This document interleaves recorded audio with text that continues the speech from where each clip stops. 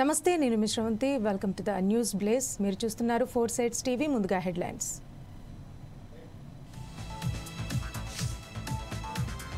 భగవద్గీత నాట్యశాస్త్రానికి గుర్తింపు, UNESCO of World రిజిస్టర్లో చోటు.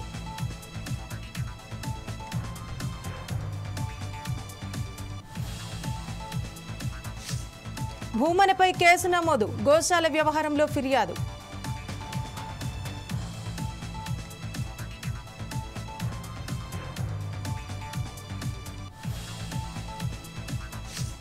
తెలుగు రాష్ట్రాలను వదిలి వెళ్తున్నాం, తమపై ట్రోలింగ్ ఆపాలంటూ కోరిన అఘోరి.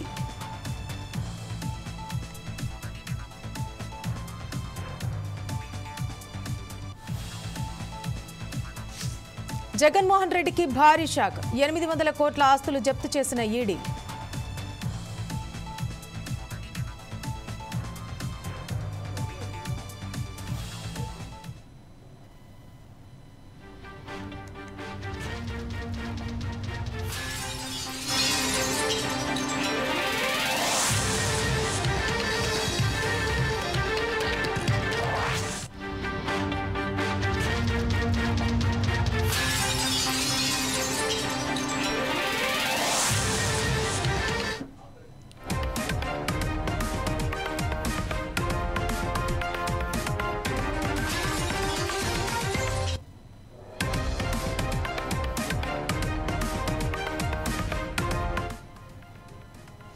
బ్రేకింగ్ న్యూస్ చూస్తున్నాం. తమపై జరుగుతున్న ట్రోలింగ్స్ ను ఆపాలని అఘోరి దంపతులు కోరారు. తాము తెలుగు రాష్ట్రాలను వదిలి ఉత్తరాఖండ్కు వెళ్తున్నట్టు తెలిపారు. ఇకపై మళ్లీ తిరిగి రామని అన్నారు. తమపై ఇక వార్తలు రాయొద్దంటూ అన్నారు. దేశంలో వార్తలు లేనట్టు తమ వెంట పడుతున్నారని అఘోరి దంపతులు ఆవేదన వ్యక్తం చేశారు. తమని వేధింపులకు గురి చేయొద్దని అన్నారు. ఇలాగే వేధిస్తే ప్రాణదానం చేస్తామని హెచ్చరించారు. అఘోరి మాత తనని బలిస్తారంటూ వస్తున్న వార్తలను వర్షిని ఖండించారు. తనని అఘోరి మాత బాగానే చూసుకుంటుందని తెలిపారు.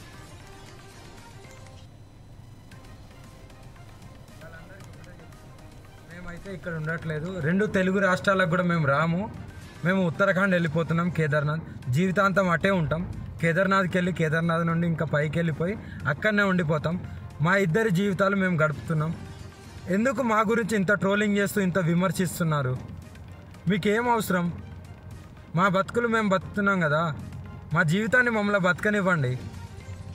ప్లస్ అదే కాక వర్షిని ఈరోజు బలిస్తుంది, అలాగే వర్షిని అఘోరి దగ్గర లేదు, ఇలాంటి తంబ్లైన్స్ పెట్టుకోవడం మానేయండి. నేను ఈమె దగ్గరే ఉన్నాను, సేఫ్గా ఉన్నాను, చాలా హ్యాపీగా ఉన్నాం మేము. ఓకేనా, నన్ను ఎవరు బలించట్లేదు. అందుకే మేము ఇంకా ఆ 2 రాష్ట్రాల్లోకి రావాలని చెప్పి అనుకోవట్లేదు. మేము ఆ బతికేది మేము బతుకుతున్నాము. కేదార్నాథ్లో వెళ్ళిపోతున్నాం, కేదార్నాథ్లోనే ఉంటాం ఇంకా. సో ఇంకా ఎందుకు ఛానల్స్ అన్నీ, మీడియా వాళ్ళందరూ ఎందుకు మా మ్యాటర్ ఒక్కటే పట్టుకున్నారు? ఇంక దేశంలో ఏమీ లేవా? 2 తెలుగు రాష్ట్రాలలో ఏ మ్యాటర్స్ లేనట్టు మా మీదనే ట్రోలింగ్ చేస్తూ పదే మా న్యూస్నే వేస్తున్నారు. చెప్తున్నాం కదా, మా దగ్గరికి ఎవరన్నా వచ్చినా సరే, చెప్పమ్మా, మా దగ్గరికి ఎవరు వచ్చినా సరే మేము మా ప్రాణాలు వదలడానికి కూడా సిద్ధంగా ఉన్నాము. వదిలేస్తామని ఫిక్స్ కూడా అయిపోయినాం. పెట్రోల్ కూడా రెడీగా ఉంది. మా బతుకులు మమ్మల్ని బతకనివ్వండి. మేము ఆ 2 తెలుగు రాష్ట్రాలకు రాము. జీవితంలో ఇంకెప్పుడు కూడా ఆ 2 తెలుగు రాష్ట్రాలకు రాబోము కూడా. మేము ఇటే ఉత్తరాఖండ్లోనే ఉంటాం, ఉత్తరాఖండ్లోనే ఉండిపోతాం కూడా. ఒకవేళ మమ్మల్ని విడదీయాలి అని చూసే వాళ్ళకి ఒక్కటే చెప్తున్నాము, మీకు మా ప్రాణాలు పోవడమే కావాలి అంటే ప్రజలకు కానీ ఎవరికైనా కానీ, రాజకీయ వాళ్ళకి కానీ, ఇప్పుడు కేసులు పెట్టిన వాళ్ళకి కానీ మా ప్రాణాలే కావాలి అంటే చెప్పండి. మేము ఇవ్వడానికి చేసుకోవడానికి సిద్ధంగా ఉన్నాము. 100% కాళీమాత మీద ఒట్టు ప్రాణదానం చేసుకోవడానికి కూడా ఉన్నాం. ఇప్పుడు మేము ఎప్పుడైతే మరణిస్తామో పెట్రోల్ పోసుకొని ఈ కార్తో సహా పోతాం కదా, అప్పుడు కూడా మళ్ళీ విమర్శించండి, అప్పుడు కూడా ట్రోలింగ్ చేసుకోండి. 2 ప్రాణాలు పోవడానికి, ప్రత్యేకంగా 2 ప్రాణాలు పోవడానికి ఎవరైతే ట్రోలింగ్ చేస్తున్నారో, ఎవరైతే విమర్శిస్తున్నారో, ఎవరైతే కేసులు పెడుతున్నారో, ఎవరైతే వ్యతిరేకంగా చూస్తున్నారో వాళ్ళందరికీ చెప్తున్నాము. దొంగ కేసులు పెట్టిన వాళ్ళకి కూడా చెప్తున్నాం, 2 ప్రాణాలు పోవడానికి మీరే కారణం. మీకు మా ప్రాణాలు పోతే మీకు ఆనందం అనిపిస్తుంది అంటే దానికి కూడా మేము సిద్ధంగా ఉన్నాము. త్వరలోనే ప్రాణాలు కూడా వదిలిపోతాం. ఎవరైనా మమ్మల్ని పట్టుకోవడానికి వచ్చినా, మా దగ్గరికి వచ్చినా సరే మా ప్రాణాలు వదలడానికి సిద్ధం. అలాగే అసత్య వాక్యాలు చేసే వాళ్ళు కూడా చెప్తున్నాము, ఇది ఆపితే బాగుంటుంది. ట్రోలింగ్స్ కూడా ఆపితే బాగుంటుంది. నేను ఈమె దగ్గర సేఫ్గా ఉన్నాను. మా బతుకు మమ్మల్ని బతకనివ్వండి. మేము బతుకుతున్నాం కదా, మేము మీ రాష్ట్రాలలో కూడా రాము కదా, ఎందుకు మమ్మల్ని బతకనియట్లేదు మీరు? 2 ప్రాణాలు కోల్పోతున్నారు, చూసుకోండి, జాగ్రత్త. రేపటి రోజున మీ ఇంట్లో వాళ్ళు కూడా ఉంటారు. మీడియాలో ఇంకా ఘోరంగా మా గురించి ఏదన్నా వస్తే మేము ప్రాణదహనం అయితే చేసేస్తాము. మేము కూడా ఓపిక ఎంతవరకు ఉండాలో అంతవరకు ఉంటుంది. మేము కూడా సహించలేకపోతున్నాము. ఏంటి అసలు ఆ మాటలు ఏంటి, ఆ తమ్లైన్స్ ఏంటి, వాళ్ళు మీడియా ముందుకు వచ్చి ప్రెస్ మీటింగ్లు పెట్టి వాళ్ళు మాట్లాడే మాటలు చాలా అంటే చాలా ఘోరంగా ఉన్నాయి. మీరు అనుకుంటున్నారేమో కానీ వాళ్ళు అలాగే అంటారు, చనిపోరని. 100% ఆ వీడియో కూడా మీకు పంపిస్తాను, ఎలా మరణిస్తున్నాం అనేది. ఎవరైనా సరే మమ్మల్ని ఇప్పటికి కూడా మా న్యూస్ ఆపకపోతే మా బతికేది మేము బతుకుతున్నాం కదా. అక్కడైతే లేం కదా 2 రాష్ట్రాల్లో, మీకు మా వల్లే ఇబ్బంది కదా. మేము అక్కడ లేం కదా మీ కళ్ళ ముందు. కానీ మేము రాము కదా, మీకు అదే కావాలి కదా. మేము రాము 2 రాష్ట్రాలల్లో, మేమేదో ఉత్తరాఖండ్కి వెళ్ళి బతుకుతాము. ఇప్పటికైనా ఆ యూట్యూబ్ వాళ్ళకి కానీ ఎవరికైనా కానీ చెప్పేది ఒకటే, మా న్యూస్లు ఆపేస్తే బాగుంటుంది. ఇంకా దేశంలో చాలా ఉపయోగపడే న్యూస్లు ఉన్నాయి, అవి చూపించండి. మాది ఒక్కటే కాదు కదా, ఇప్పటికైనా ఆపుతారని చెప్పి 2 ప్రాణాలని తీసుకోవాలనుకుంటే ఇంకా చేసుకోండి. ఇంకా చూసి ఈ వారం రోజులలోనో ఇంకా ఈ 2-3 రోజులలోనో చూస్తాము, లేకుంటే డైరెక్ట్ దహనం అయిపోతాము.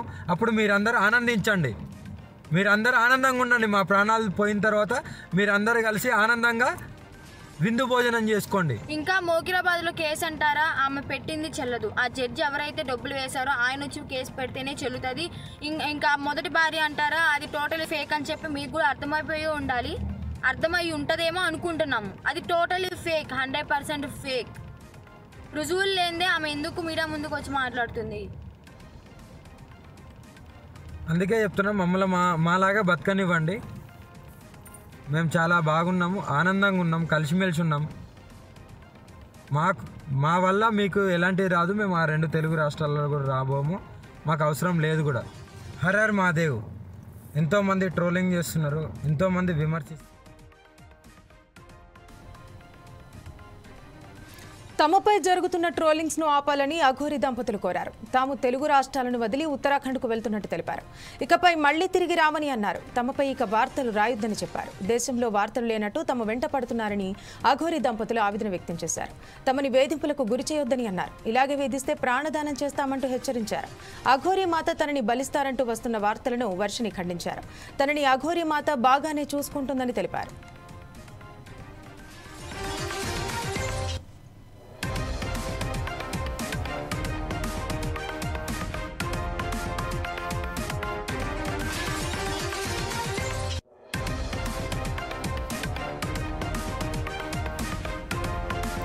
సో ఇప్పటి వరకు అఘోరి నాగసాధు అంటే మొదటి నుంచి కనుక మనం ఒకసారి గమనించినట్టయితే హైదరాబాద్లో ఎప్పుడైతే ఒక ఆలయం ధ్వంసం చేసి ఆలయంలో ఉన్నటువంటి విగ్రహాలను ధ్వంసం చేయడం జరిగిందో అప్పుడే నాగసాధు అఘోరి అనే ఆవిడ హైదరాబాద్కి ఎంటర్ అవడం, తను సనాతన ధర్మం కోసమే వచ్చాను, సనాతన ధర్మాన్ని కాపాడడం కోసమే వచ్చాను అని తను చెప్పడం, అప్పటి నుంచి కెమెరాస్ మొత్తం తన మీద ఫోకస్ అయిపోయి ఉన్నాయి. అంటే కొన్ని నెలల క్రితం నుంచి స్టిల్ ఇప్పటి వరకు కూడా ప్రతిసారి అంటే సోషల్ మీడియాలో ఏ ప్లాట్ఫామ్ చూసుకున్నా కూడా అఘోరి నాగసాధు పైనే ప్రతి ఒక్క న్యూస్ అయితే మనం చూస్తూనే ఉన్నాం.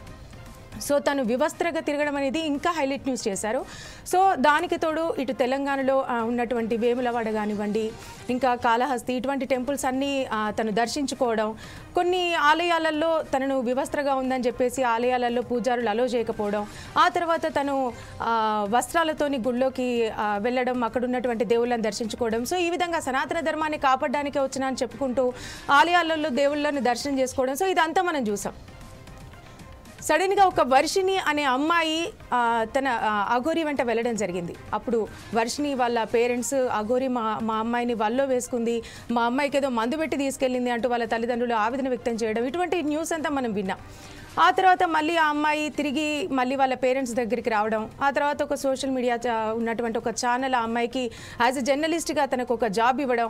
సో అంతా సాఫీగా జరుగుతుంది అనుకున్న టైంలో తీరా చూసేసరికి వీళ్ళిద్దరూ పెళ్లి చేసుకున్న వీడియో ఒక సంచలనంగా మారింది. గత 2 రోజుల క్రిందటనే ఈ న్యూస్ తెగ వైరల్ అవుతుంది, ఈ వీడియో కూడా బాగా వైరల్ అవుతుంది. సో అప్పటి నుంచి ఇక సోషల్ మీడియాలో చూసుకున్నట్టయితే మొత్తం ఒక విధమైనటువంటి అంటే అనరాని మాటలతో పాటు వాళ్ళకి తీవ్రమైన ట్రోలింగ్ అనేది జరుగుతుంది. సో ఈ ట్రోలింగ్ని వాళ్ళు తట్టుకోలేక మేము ఈ తెలుగు రాష్ట్రాలను వదిలిపెట్టి ఉత్తరాఖండ్కు వెళ్తున్నామని వీళ్ళు చెప్పడం కూడా జరిగింది. అయితే వాస్తవానికి అఘోరి అనే విషయానికి వస్తే వాళ్ళకు సంబంధ బాంధవ్యాలు ఉండవు, కోపము, ప్రేమ ఇటువంటివి ఏమీ ఉండవు. బట్ ఇక్కడ ఈ విషయానికి వచ్చేసరికి వర్షిణి అనే ఆ అమ్మాయి విషయానికి వచ్చేసరికి వాళ్ళు పెళ్లి చేసుకోవడం, కలిసి జీవనం సాగించడం ఈ విధంగా జరుగుతోంది. సో ఇక్కడ నాగసాధు అఘోరి అసలైన అఘోరి కాదంటూ తీవ్రమైన విమర్శలు వ్యక్తమవుతున్నాయి తనపైన. ఈ ట్రోలింగ్కి కూడా అంటే వాళ్ళు ఈ విధంగా ట్రోలింగ్ చేస్తే మేము ఉండలేము, మేము ప్రాణత్యాగం కూడా చేసుకోవడానికి సిద్ధంగా ఉన్నామంటూ వాళ్ళు చెప్పడం జరిగింది. సో ఇక చూడాలి అంటే ముందు సో ఇప్పుడైతే వాళ్ళు తెలుగు రాష్ట్రాలను వదిలి వాళ్ళు వెళ్ళిపోవడం జరుగుతోంది. తిరిగి మళ్ళీ కెమెరా ముందుకు వస్తారా, ఇంకా పూర్తిగా కనిపించకుండా పోతారా, మరి ఇంకా కొద్ది రోజుల్లో మనం వేచి చూడాల్సి ఉంటుంది. Okay, thank you.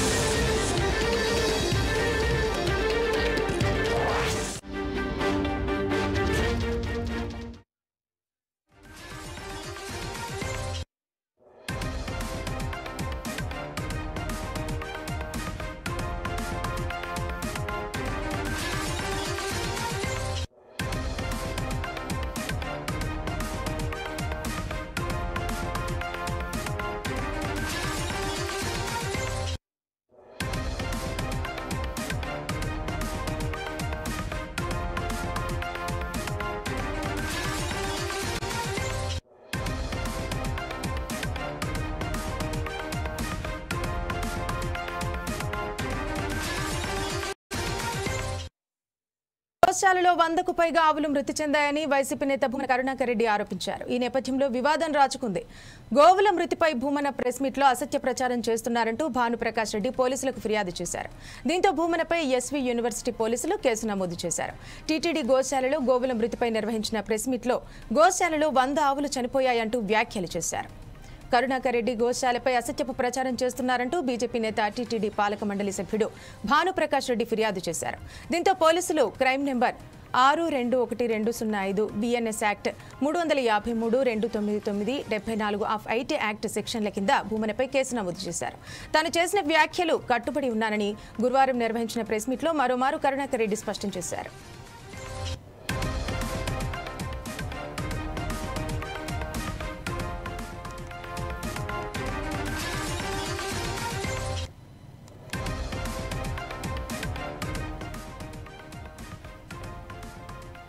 ఓకే, ఇదే అంశంపై మరింత సమాచారం మా ఇన్పుట్ ఎడిటర్ శ్రీనివాస్ అందిస్తారు. శ్రీనివాస్, చెప్పండి.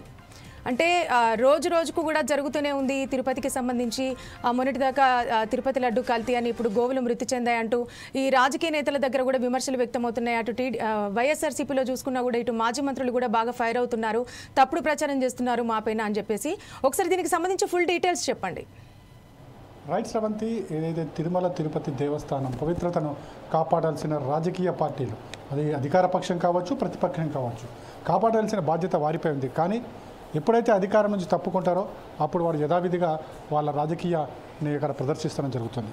ప్రస్తుతం అయితే టీటీడీకి సంబంధించి టీటీడీ చుట్టే ఈ రాజకీయాలు పరిభ్రమిస్తున్నాయంటే ఏమాత్రం అతిశయోక్తి కాదు. ఎందుకంటే గత వారం 10 రోజుల నుంచి కూడా చూస్తున్నాము, ఏదైతే టీటీడీ గోశాలలో ఆవులు మృతి చెందాయి, మృతి చెందినట్లు కూడా టీటీడీ ఈవో కూడా స్పష్టం చేయడం జరిగింది.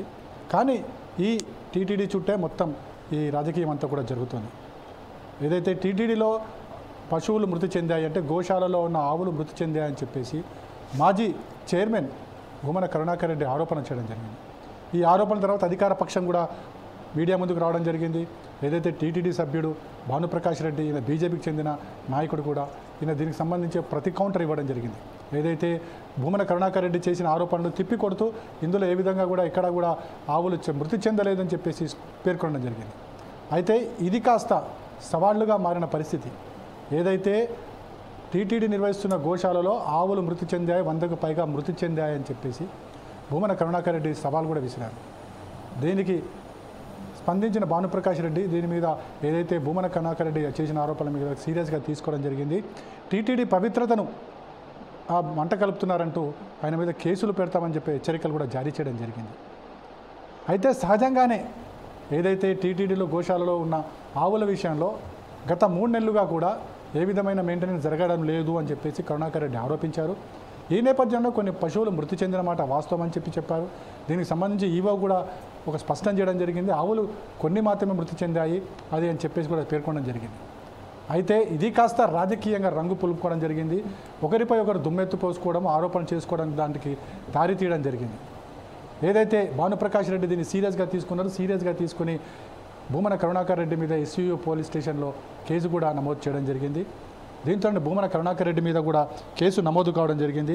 ఏదైతే టీటీడీ చట్టం ప్రకారం కేసులు ఏవైతున్నాయో ఆ కేసులన్నీ కూడా భూమన కరుణాకర్ రెడ్డి మీద 353(1) అదేవిధంగా 399 అదేవిధంగా 74 సెక్షన్ల కింద భూమన కరుణాకర్ రెడ్డి మీద కేసులు నమోదు కావడం జరిగింది. అయితే ఒకసారి చూసుకుంటే కనుక ఇదంతా రాజకీయంగా ఒకరిపై ఒకరు చేసుకుంటున్న ఆరోపణల కింద చూడాలా, లేకుంటే వాస్తవంగా అక్కడ అదే జరుగుతుందని చూడాలా? అయితే ఇది వాస్తవంగా నిర్లక్ష్యంగా జరుగుతుందా, లేకుంటే ఎప్పుడు జరిగే విధంగా ఏదైతే మెయింటెనెన్స్ చేయలేకపోవడం లేకపోతే ఇతరత్ర కారణాల వల్ల ఆవులు మృతి చెందాయనేది పక్కకు పెడితే అధికార పక్షం ఎప్పుడైతే ఇప్పుడు టీడీపీ ఉంది, అధికార పక్షంలో ఉంది కాబట్టి దాన్ని విమర్శించడం వైసీపీగా ప్రతిపక్ష నాయకుడిగా వైసీపీ పార్టీ చేస్తుందా, ప్రతిపక్ష పార్టీలో కూర్చుని అధికార పార్టీ మీద దుమ్మెత్తు పోస్తుందా అంటే అది ఆలోచించాల్సిన విషయం. అదేవిధంగా గతంలో కూడా చూసాం, ఏదైతే కల్తీ లడ్డూలో కల్తీ నూనె కలిపారని చెప్పేసి అప్పుడు అధికారంలో ఉన్న జగన్ ప్రభుత్వం మీద ఇటు తెలుగుదేశం పార్టీ ప్రతిపక్షంలో ఉన్నప్పుడు అనేక ఆరోపణలు కూడా చేయడం జరిగింది.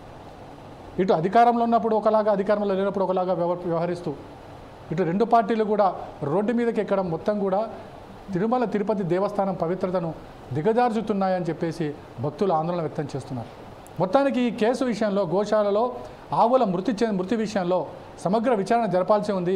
ఇది కేవలం ప్రభుత్వానికి ప్రతిపక్షానికి సంబంధించిన అంశం కాదు, ఇది కోట్లాదిగా శ్రీ వెంకటేశ్వర స్వామిని నమ్ముకున్న వారికి తెలియాల్సిన అంశం కాబట్టి దీని మీద సమగ్ర విచారణ జరిపించాలని చెప్పేసి హిందూ సంఘాలు డిమాండ్ చేస్తున్నాయి. అందుకు ప్రభుత్వం ఏం చేస్తుందో చూడాల్సిన అవసరం ఉంది. Savanthi. Okay, thank you.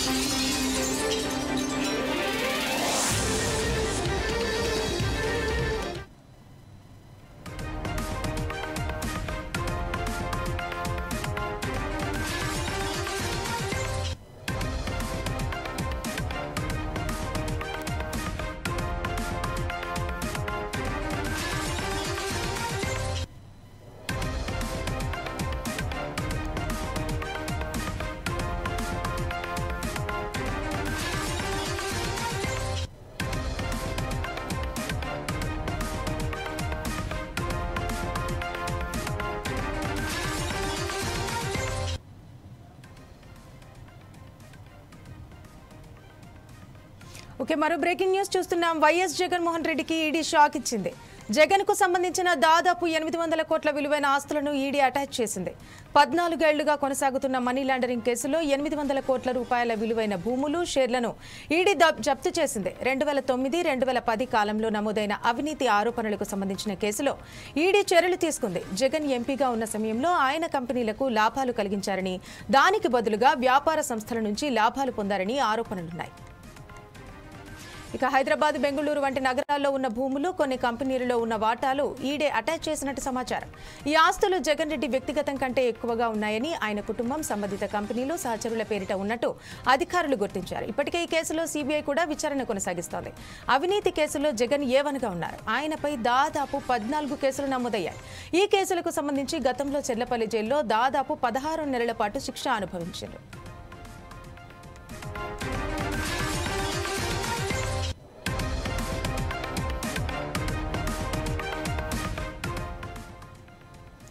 Okay, ఇక ఇదే అంశంపై మరింత సమాచారం మా ఇన్పుట్ ఎడిటర్ శ్రీనివాస్ అందిస్తారు. శ్రీనివాస్, చెప్పండి. అంటే ఇదివరకే జగన్మోహన్ రెడ్డి అంటే ముఖ్యమంత్రిగా ఉన్నప్పుడు కూడా తనపై కేసులు ఉన్నాయి. సో ఇప్పుడు ఇది కొత్తగా వచ్చిన కేసా అండి? ఒకసారి వివరాలన్నీ పూర్తిగా చెప్తారా?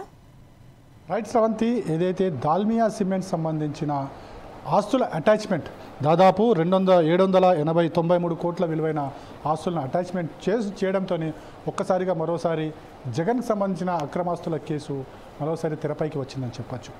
ఏదైతే 2010-11 కాలంలో జగన్ మీద అక్రమాస్తులు సంపాదించారని చెప్పేసి జగన్ మీద అప్పుడు కేసులు పెట్టడం జరిగింది సిబిఐ. ఏదైతే క్విడ్ ప్రోకో కింద ఈ కేసులు నమోదు కావడం జరిగింది. అంటే అధికారాన్ని అడ్డం పెట్టుకుని జగన్మోహన్ రెడ్డి తన తండ్రి ముఖ్యమంత్రిగా ఉన్న కాలంలో ఏదైతే కొన్ని సంస్థల నుంచి తన సంస్థలో పెట్టుబడులు పెట్టించుకున్నారో తద్వారా లబ్ధి పొందారని చెప్పేసి క్విడ్ ప్రోకో కింద జగన్మోహన్ రెడ్డి మీద అప్పట్లో కేసు నమోదు కావడం జరిగింది. దీని మీద 1,00,000 కోట్ల విలువైన కేసు 1,00,000 కోట్లు జగన్మోహన్ రెడ్డి ఖాతాలోకి వెళ్ళాయని చెప్పేసి ఆనాడు ప్రతిపక్షంలో ఉన్న టీడీపీ పదే ఆరోపణలు చేసింది. ఆ తర్వాత కేసును సిబిఐకి అప్పగించడం జరిగింది. సిబిఐ దర్యాప్తు చేస్తూ దాదాపు 16 నెలల పాటు జగన్మోహన్ రెడ్డి జైల్లో ఉన్న సంగతి కూడా మనకు తెలిసిందే. ఆ సమయంలో జరిగిన ట్రయల్స్లో కూడా అనేక విచారణ జరిపింది సిబిఐ కోర్టు. ఆ కోర్టులో దాదాపు ఏదైతే 1,400 కోట్లకు సంబంధించి మాత్రమే ఇక్కడ అవినీతి జరిగింది అన్నట్టుగా అప్పుడు సిబిఐ ఛార్జ్షీట్ దాఖలు చేయడం జరిగింది. దీని మీద ఇంకా వివరాలు తెలియాల్సి ఉంది. అయితే ముఖ్యమంత్రి అయిన తర్వాత జగన్మోహన్ రెడ్డి ఈ కేసుకు సంబంధించి ఒక్క అడుగు కూడా ముందుకు పడని పరిస్థితి కనిపించింది. ఎందుకంటే బహుశా ఆయన ముఖ్యమంత్రి అయి ఉండా, లేకపోతే కేంద్రాన్ని సిబిఐ సంస్థ కేంద్ర చేతుల్లో ఉంటుంది కాబట్టి కేంద్రాన్ని మెయింటైన్ చేసుకుని తన ఈ కేసును ముందుకు సాగనీయకుండా అడ్డుకున్నారా అనేది కూడా ఒక అనుమానం వ్యక్తమవుతుంది ప్రతిపక్ష పార్టీల నుంచి.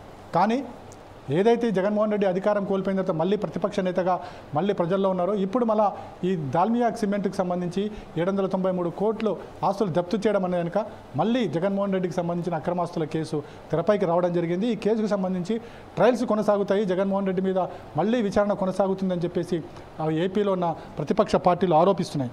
ఈ కేసుకు సంబంధించే కాదు, చాలా ఉన్నాయి ఇందులో. అంటే ఈ దాల్మియాకి సంబంధించిన 477 ఎకరాల భూమి లీజు కూడా తీసుకోవడం జరిగింది. ఈ లీజును కూడా అప్పట్లో సిబిఐ జప్తు చేసుకోవడం జరిగింది.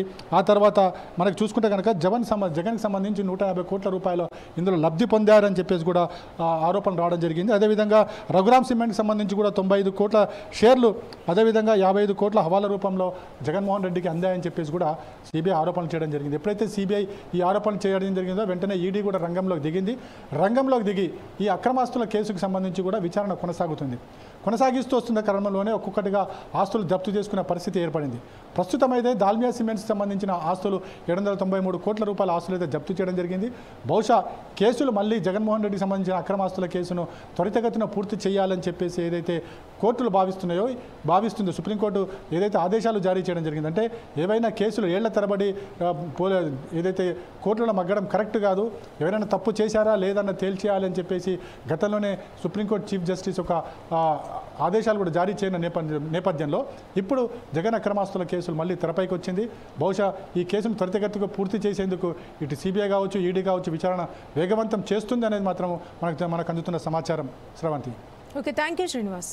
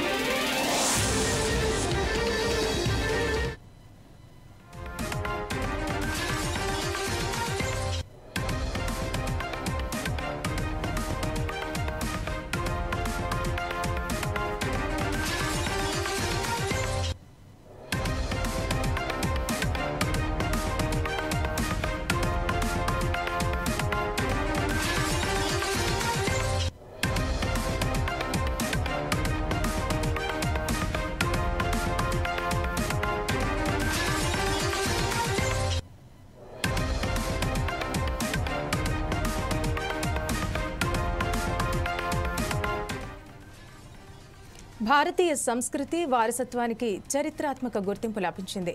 భగవద్గీత భరతముని రచించిన నాట్యశాస్త్రానికి యునెస్కో మెమరీ ఆఫ్ వరల్డ్ రిజిస్టర్లో చోటు లభించింది. ఈ విషయాన్ని కేంద్ర సాంస్కృతిక పర్యాటక శాఖ మంత్రి గజేంద్ర సింగ్ షెకావత్ ఎక్స్ వేదికగా వెల్లడించారు. దీనిపై ప్రధాని మోదీ హర్షం వ్యక్తం చేశారు.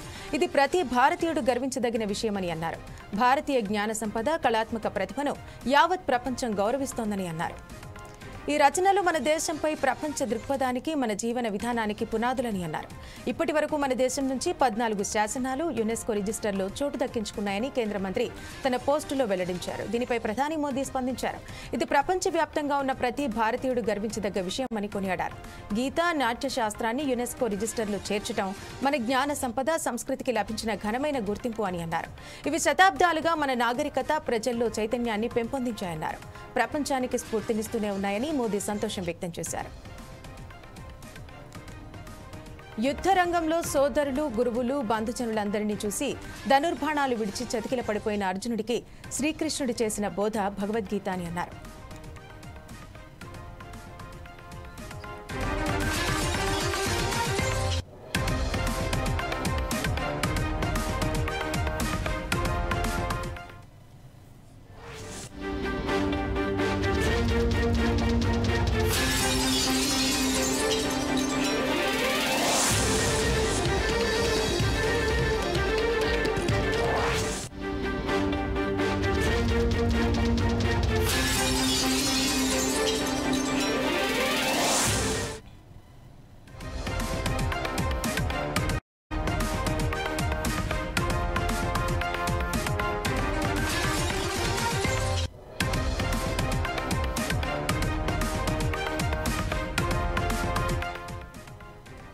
కాంగ్రెస్ స్థానిక సంస్థల ఎన్నికలకు రెడీ అవుతోంది.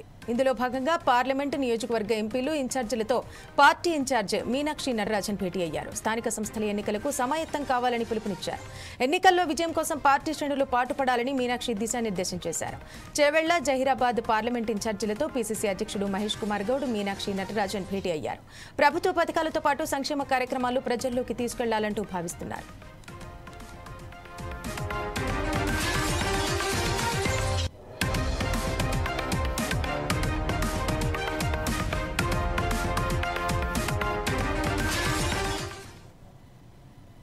ములుగు జిల్లా పర్యటనలో భాగంగా మంత్రి పొంగులేటి, ఎంపీ బలరాం నాయకులు జిల్లా కేంద్రంలోని ప్రభుత్వ డిగ్రీ కళాశాలకు విచ్చేశారు. మైదానంలో హెలికాప్టర్ ద్వారా చేరుకున్న వారికి మంత్రి సీతక్క, ఎమ్మెల్యేలు రేవూరి ప్రకాష్ రెడ్డి, గండ్ర సత్యనారాయణరావు పూల మొక్కలు అందజేసి స్వాగతం పలికారు.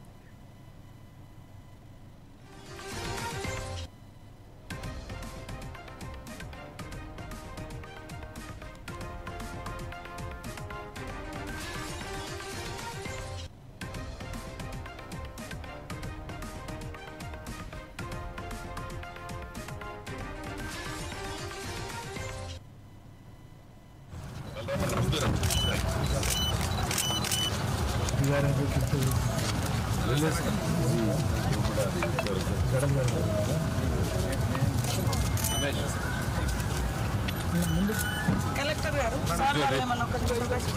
మీరు వాళ్ళు మనం రాలి కొంచెం ముందు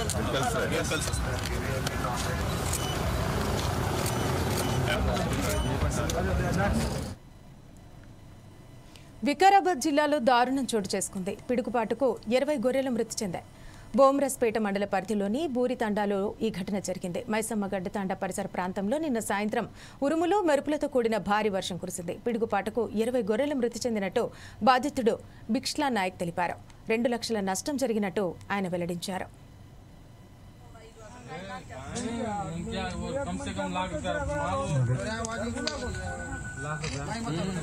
दिहाड़ा लागे माल रहा पूरा